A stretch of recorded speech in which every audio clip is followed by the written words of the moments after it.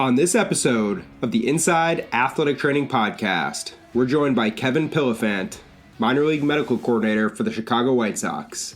Kevin oversees the health and medical operations across the White Sox minor league system, working closely with athletic trainers at all levels. Enjoy the show.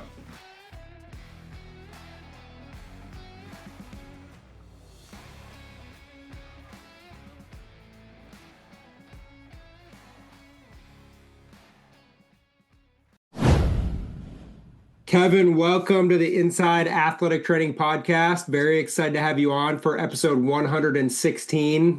We are going to talk about your career in athletic training, which has been a wild ride, and your time with the Chicago White Sox now as their medical coordinator. To get started today, I wanted to kind of let you share some background information about yourself, where you're from, how you got into athletic training, and all that good stuff.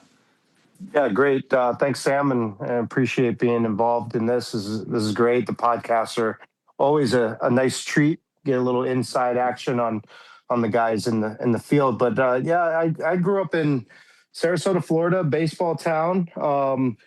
Basically grew up watching the Chicago White Sox in spring training. I played baseball and soccer in high school. Ended up playing baseball at Bluefield College, small little school in Virginia. And then I studied sports medicine on top of that. And then had a great program there in Bluefield and got to play baseball, a little NAIA school. And then really through school, that's where I just jump-started my athletic training career.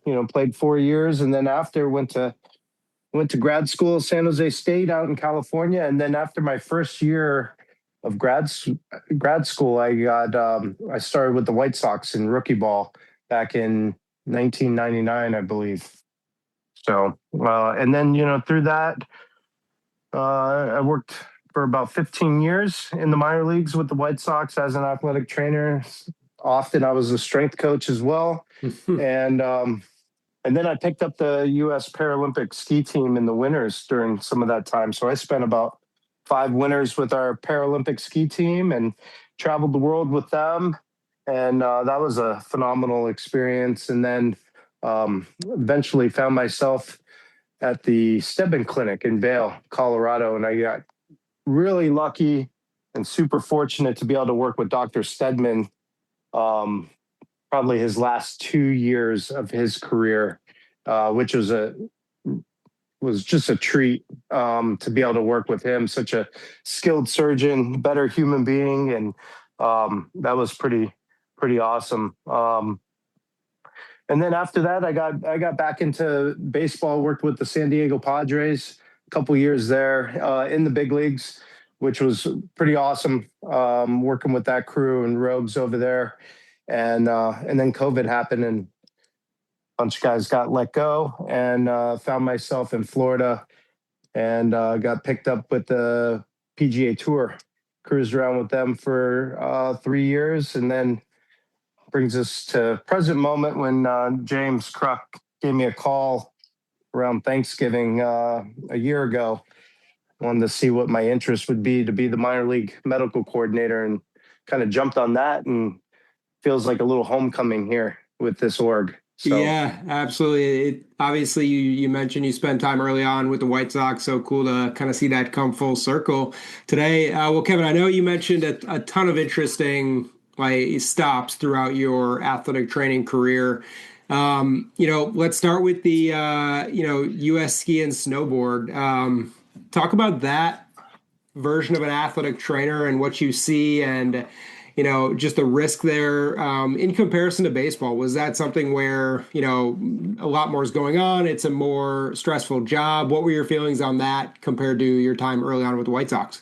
Yeah, you know what? It was actually quite a nice balance, because baseball is what it is. And, and then getting on snow and taking care of, the U.S. ski team and then the U.S. Paralympic ski team, where it's super high risk. The injuries are never small, and it's a lot to manage. And, you really had to have all your boxes checked each day, attention to detail. But what was really quite amazing with that crew is the coaching staff and the athletic trainers and the physicians, it's all hands on deck in the morning, helping the athletes get their gear up to the start. And it's really just a complete team effort to set these athletes up for success on the mountain. In turn, and then we have training runs, and everything is pretty much high risk, Mhm. high speeds. And so, even a practice day, you don't take too many things lightly. And especially if you're training speed on snow, there's various different disciplines, but everything came with a risk. And you really had to have your I's dotted, T's crossed on medical coverage, even on practice days. So, Sure. that's where I really learned a lot of my emergency medicine techniques and skills, working the ski team, because typically a crash, that's normally 3 or 4 people that are attending to that athlete, and you're one of them. And you have different countries involved, and you may be in Italy and not able to speak the language of the EMS that's on, or ski patrol that's on the hill.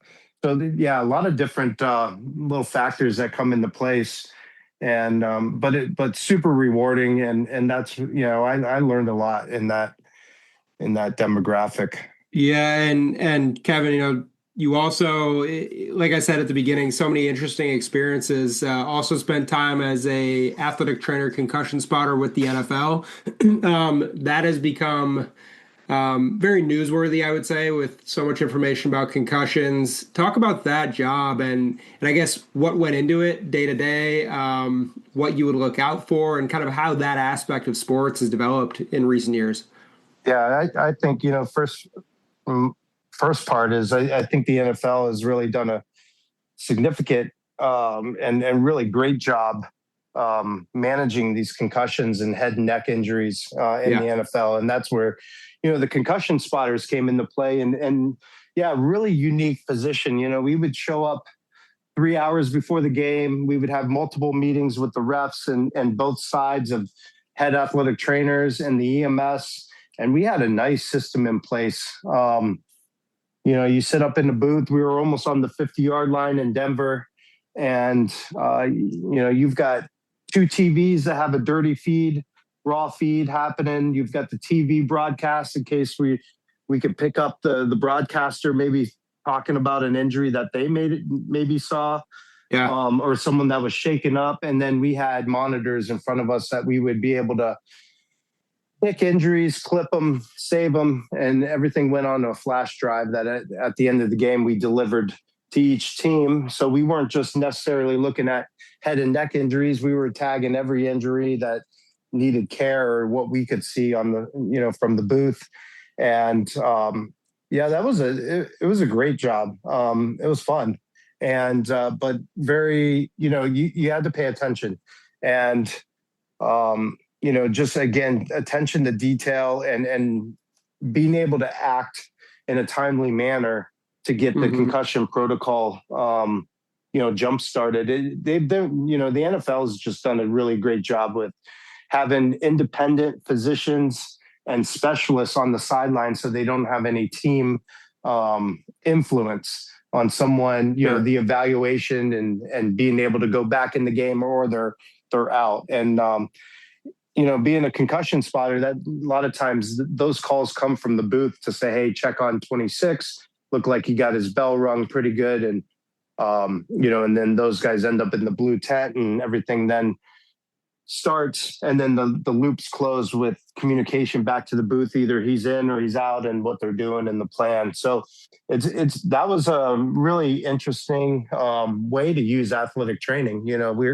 I think we're all skilled in paying attention and looking at mechanism injury, and that takes it to a whole new level, where and we had a couple video guys that sat next to us that were using Xbox controllers, and they were Hmm. rewinding plays and letting us get a closer look at something, whether it's an ankle or a knee or a hip, and be able to do that and save that to a flash drive. And then it just benefited the teams to be able to have that. And so they had a, video of every injury that happened that game. So it was great. It was a really great experience.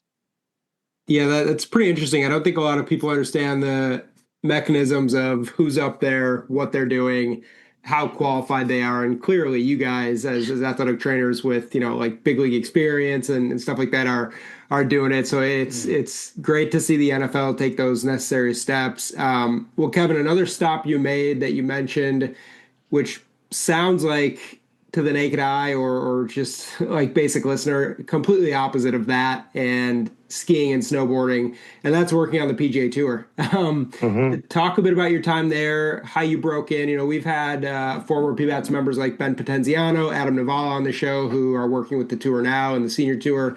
They love it from what I've heard. Talk about your time there, also how you broke in, and then, what was the day to day like? Were you traveling to every tournament? Kind of what was your experience like with the tour? Yeah. I got to wear a couple hats on the tour, which was pretty nice, So, yeah, Ben and Nev, they're out there now, and I got to work with those guys for a little bit. We had a little Hmm. overlap, which is great. So, one aspect is the athletic trainers run the fitness trailer on the PGA Tour, and Okay. so that trailer goes to every domestic event, and so you would typically be on the road for 2 or 3 weeks and then be off for maybe 2 or 1 week at home. So on average, we were out on tournaments about 26 weeks in a calendar year. So pretty good travel, but they like baseball athletic trainers because then when we think of 26 weeks on the road and be able to be home a little bit, it's not as bad as being on the road for 6 months, with the baseball schedule. And so Sure. it's a pretty easy transition. But working on the fitness trailer with the PGA Tour, you got to work with every player that came into the trailer, which was really cool. And you didn't necessarily single and work with a single player. And you got to provide care and techniques. And then now they have a recovery tent. That goes to every event. And so you really get your hands on the guys and you get to work with all different types of players, which was really cool. And then eventually I jumped on to the private side of the PGA Tour where I picked up 2 or 3 players and worked privately with them. And so then I would go to each event that they were playing in, and the PGA Tour sets up treatment areas within the clubhouse for what they were called the independent physios. And so, which was really cool because then you did, basically all your care was centered around one guy, and you hit every aspect of like fitness, strength and conditioning, manual therapy, anything athletic training. You're able to get in with a sports dietitian, to hound in the player's diet, and then you look at their sleep and recovery. So it was really like almost like concierge type sports medicine with the individual players. And so, but it's cool, you go to great golf courses. Normally we would be able to play the sister course in each town. So we'd go Okay, out cool. and play a little golf ourselves. And then, but you're going to great country clubs. You're going to some of the best golf courses in the United States. And it's great. And it's, the guys were really, they were great to work with. Not big personalities and, just easy to work with, Yeah. super polite, and, but yeah, like you said, just a total different environment, pretty laid back. And it's golf and the weather's always good. Sure. Absolutely. Yeah. No And question. when the sun goes down, the sport has to stop. So that's, Yeah, there's a to be able good to you get to have a good meal each night, which is, it's guaranteed. yeah, Um, there's no 11 inning game no. on the East Coast when you flew in from San Diego, that's for sure. As you know all too well about. Well, Kevin, I'm curious, within your time on the tour, are golfers, we've had a lot of baseball athletic trainers on the show, and a lot of people outside of baseball. Are golfers, do they need their athletic trainer with them as much as a baseball player? Are there different injuries that you saw? Are they as receptive? I know you said you started working privately with a couple guys, but when guys don't have their private athletic trainer, are they willing to come in and see anybody? What's the kind of the vibe like on those trucks? Yeah, that's a good question. Yeah, it really depends on the player. Some guys were a little bit more receptive to, go into the therapy trailer if they're private. Their independent physio wasn't out with them. Mm-hmm. But it really depends on the player. But what's really unique is that, man, you can just get really creative with your guy. And, and basically you're hitting every aspect of his game, sleep, rest, recovery, nutrition, mobility, stability. And you use, all the bells and whistles to basically keep these guys healthy and hope that they're playing through the weekend, which is great. But I will say this: most of the golfers, even on the tour, they haven't been exposed, especially the guys that maybe come up through college or they're playing mini tours or Corn Ferry. They're not really exposed to, sports medicine to what we know it to be today, and like all these modalities that we have and all these recovery modalities. And so they're really receptive and which allows the athletic trainer to get super creative on, keeping them basically, the long and short is keeping them healthy so they can play golf each day.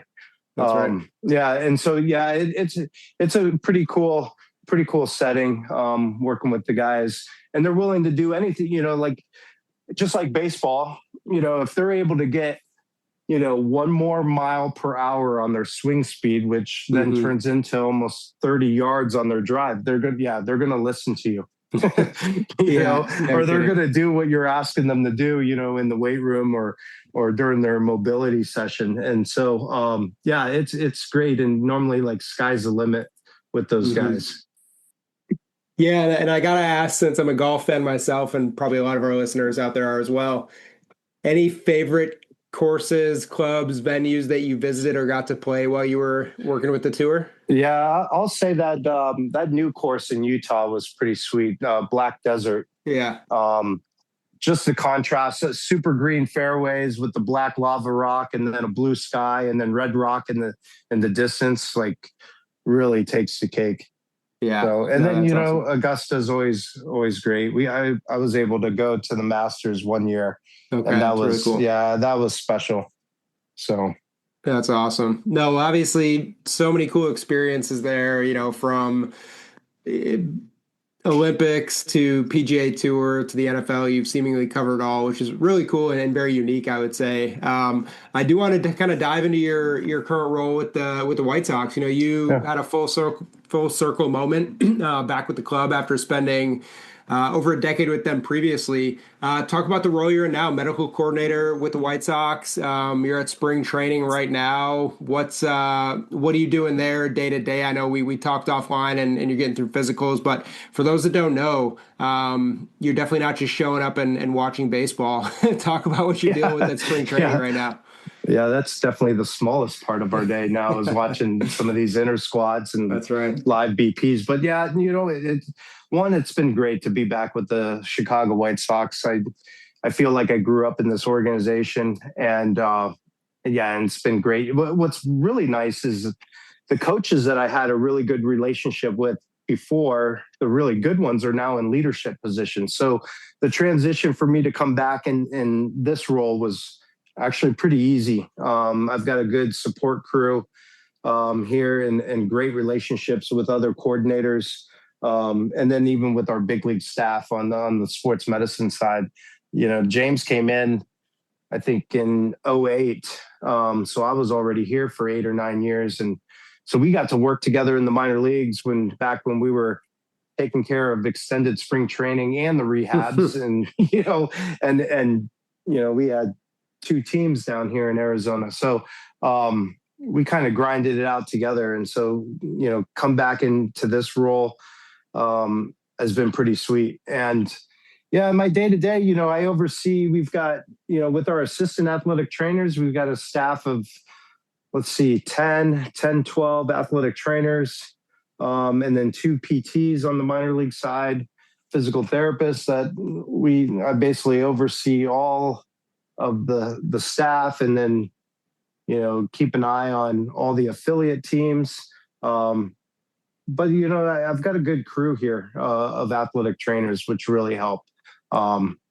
And so my day, the spring training day is just a lot of just overseeing and teaching and help guiding some of these athletes. We do have some younger athletic trainers, and they're taking on their first full-time affiliate role. And so just, teaching them some of the tricks of the trade and, how it used to be and where it is today.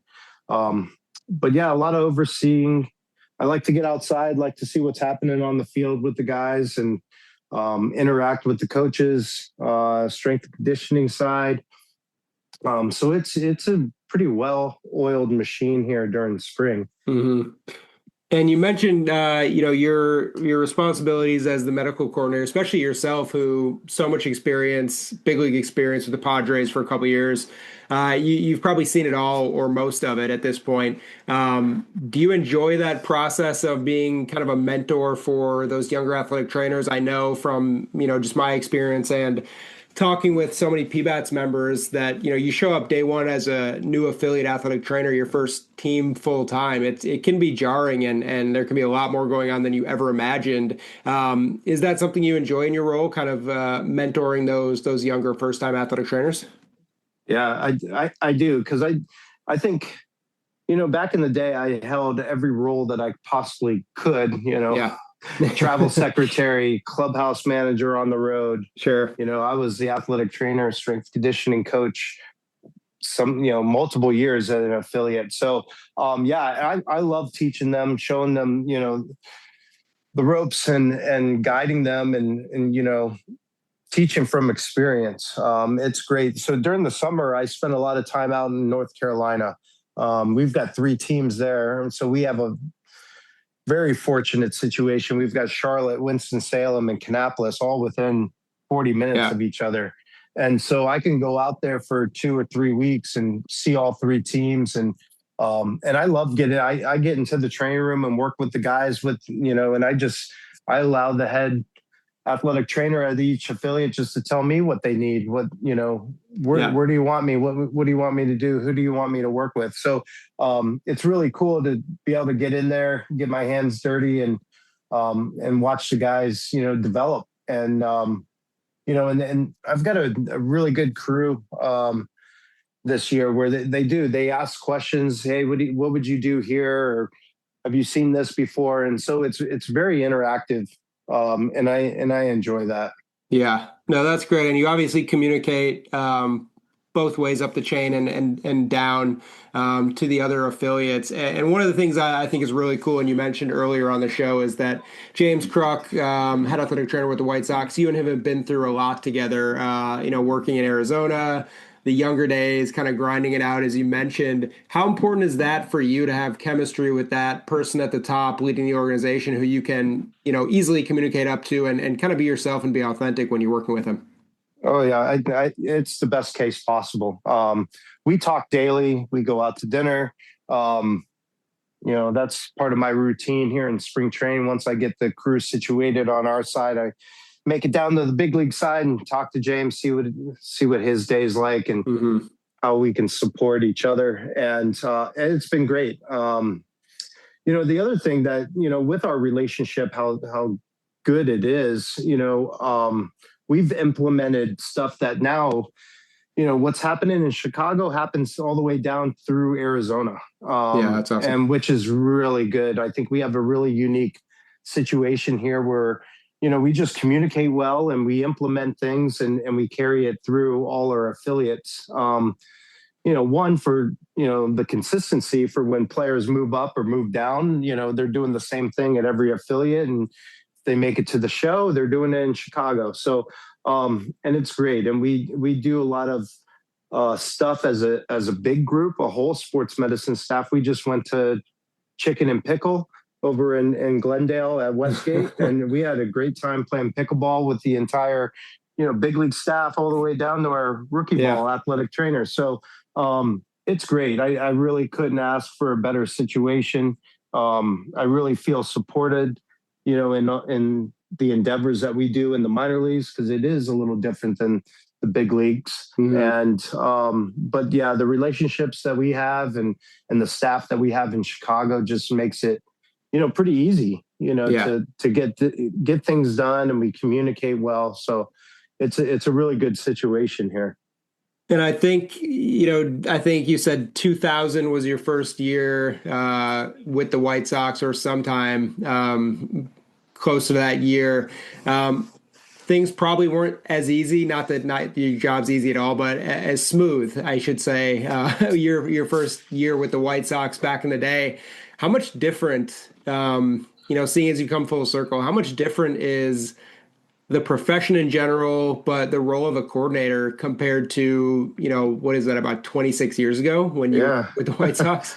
Yeah. A lot of things have changed. We are now, I won't talk too much about like back in the day or the old days, or, the Hmm. old school way of thinking, because things have changed. The athletes changed a lot. There's Yeah. just more modalities. There's everything that we can do to help a guy perform on the field, and that's what we're really here to do. So we've got, our word this year is just being proactive every way that we can, talking to the guys, communicating, getting them in for recovery days, being an advocate for, here, take these recovery modalities home with you. And so it has shifted where our athletic training is way more inviting than it ever has been.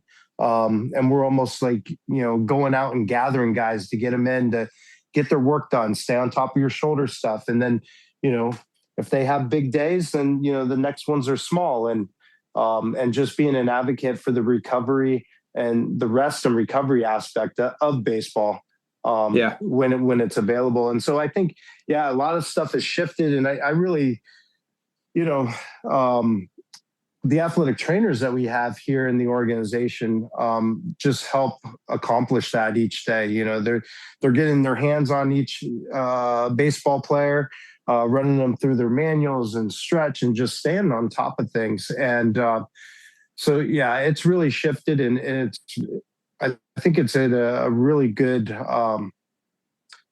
place at the moment. Yeah, definitely is, and I'm curious to get your take with someone with so much experience about the players in general. So you're at spring training, and I assume years ago when you're with the White Sox or even with the Padres at the big league level, are guys now more receptive to being in the athletic training room, working with you guys, getting treatment compared to years ago when maybe like you were seen as like the boogeyman who's going to relay some bad information, they're going to be out, they could lose their job essentially. Has that changed because there's so much specialization, and people, younger athletes who are highly touted and ranked have kind of worked with trainers and athletic trainers their whole life? Has the mindset of the player in terms of their feel for you guys changed quite a bit?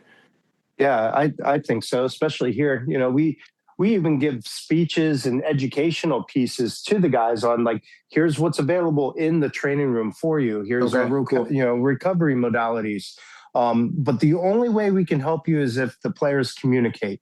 And Hmm. we've got a little motto here. We like to keep the small things small. So for them to be proactive and communicate with our athletic training staff when something creeps up, a little hamstring tightness or a little tightness in the shoulder, we can address that sooner than later. And they all know our goal is to keep them on the field.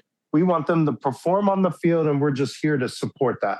And so, yeah, the mentality of the player has shifted to know that the training room is a safe place. They can communicate openly and honest to us, and we're not going to just yank them off the field or keep them Hmm. out for a week.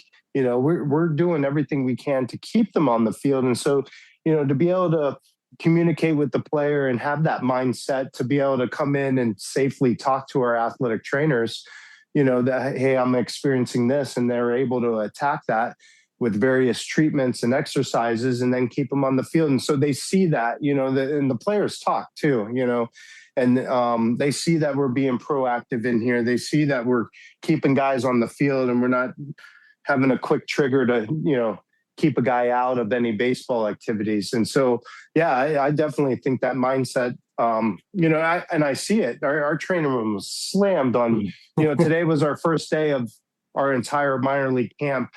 um, it was our first workout with everyone that we have in our organization. And man, our training room was packed. But that also shows me that they want to be in here, they want to get their work done and then get out on the field. So kind of fun to see the transition over like you said, 26, 25, 26 years, because it was completely different back in the day.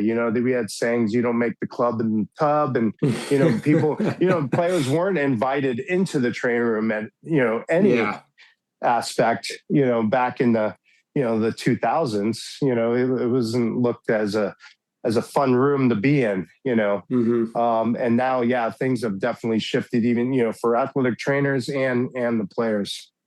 Yeah, that's really interesting just to hear how much the game has changed and how much you guys have changed as professionals over the years as well.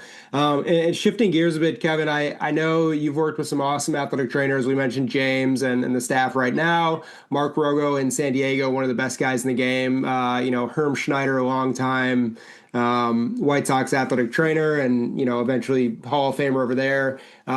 Did you have any others outside of those guys, or even maybe those guys, any mentors when you were coming up who really kind of taught you, how to feel for the athletic training room, how to build trust with players, kind of the stuff you can't learn in a textbook?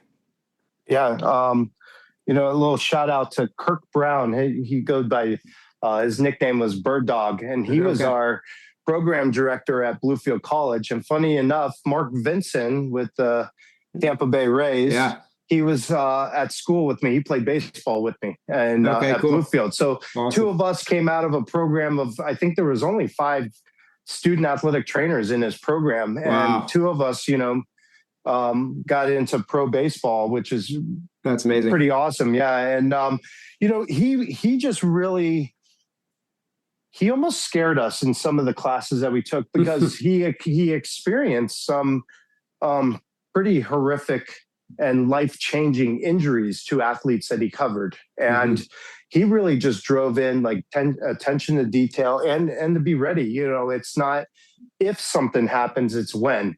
And he was one that I really, that's what jump-started my athletic training career, because I thought I was going to play pro baseball. And I'm like, wow. And then one day on his desk, I saw a pamphlet for PBAT's conference back when they used to go to, various big league cities in January, and they had the big baseball medicine conference. And I think I went in 1996. And that's when I was just exposed to, I was like, oh my God, look at this. Like all these athletic trainers are in professional baseball. I'm like, okay, that's what I want to do. I'm like, if I can't continue to play, I want to be involved in, and so that's what really, I think I went to the conference 96, 97, 98 and just talked to people and made relationships way back then. And Bird Dog, he was great.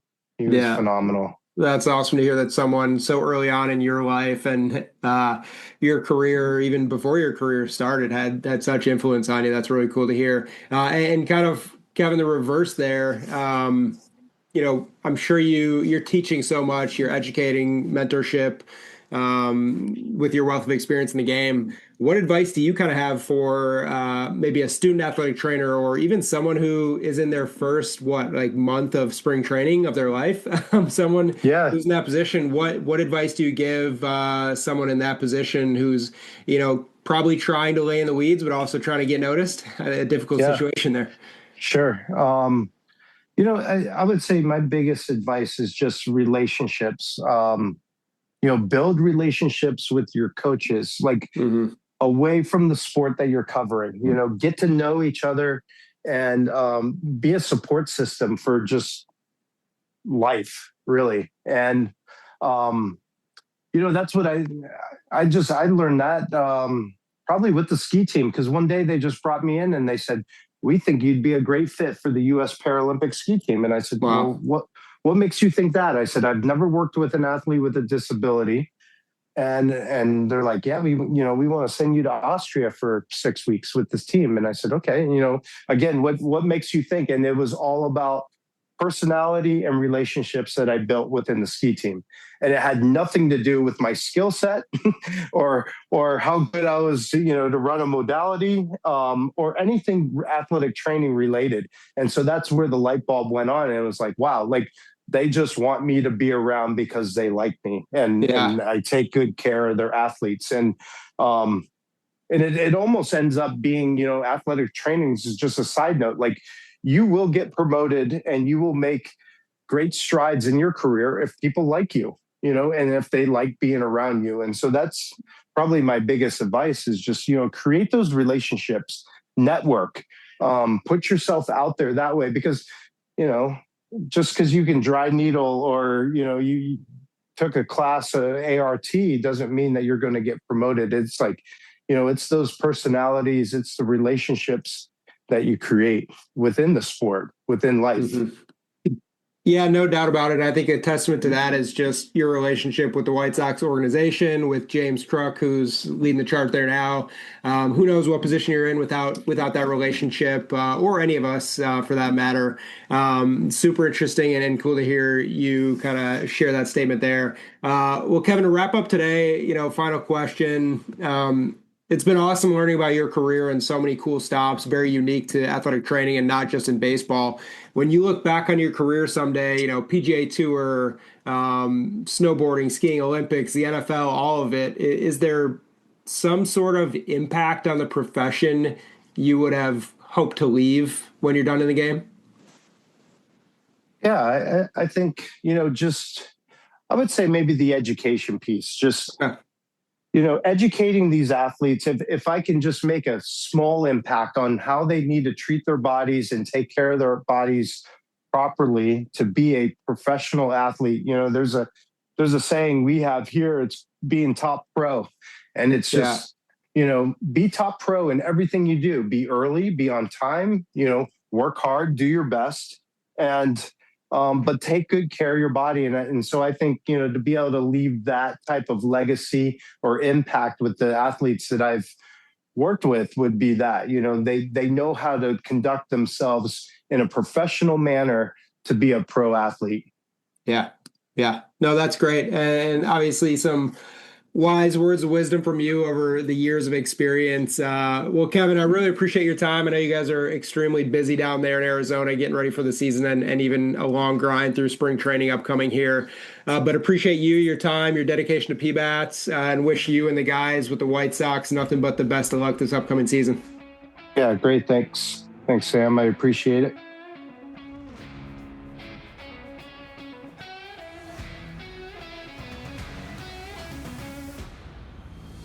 Thank you for listening to this episode of the Inside Athletic Training Podcast. For more information about PBATs and the profession of athletic training, visit pbats.com. See you next time.